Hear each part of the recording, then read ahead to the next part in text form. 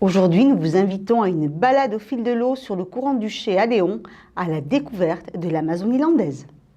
Point de départ de la balade, le lac de Léon, où l'on embarque à 6 par bateau.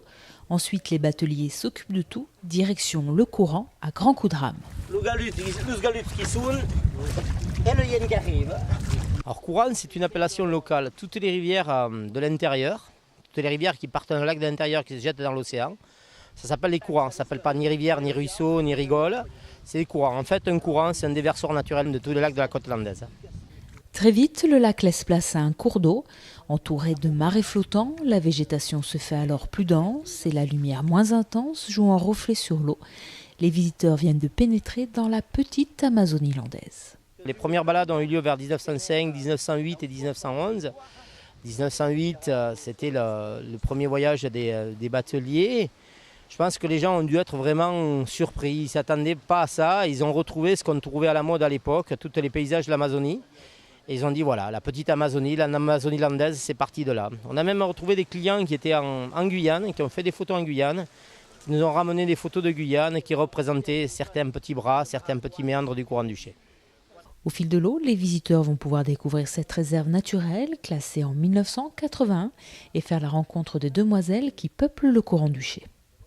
Faune classique, toute la faune qu'on trouve partout pareil en France, avec quelques particularités. On a encore quelques loutres, on a une des dernières populations sauvages de visons d'Europe, qui n'a pas été polluée par le bison d'Amérique. Autrement, chevreuil, cerf, biche, quelques invasives hélas, écrevisses de Louisiane.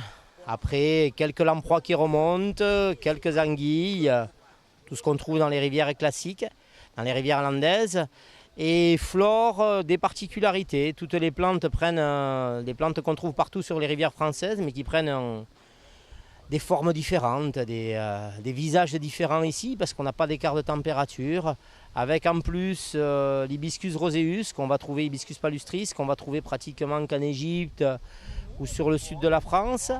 Des cyprès chauves de Louisiane qui sont centenaires.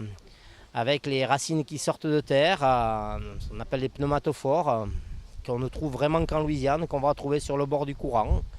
Quelques hêtres, quelques magnolias en retrait, un peu de tout. Après la descente vient le temps de la remontée, plus physique pour les bateliers, mais toujours aussi reposante et dépaysante pour le visiteur. Essayez de vous imaginer de passer des journées entières derrière un bureau avec les klaxonnements, les bruits de la circulation, tous les bruits que vous avez. Là, vous allez prendre un peu de bruit, le bruit de l'eau, le bruit du vent, passer une espèce de porte avec des chutes d'eau et après, silence.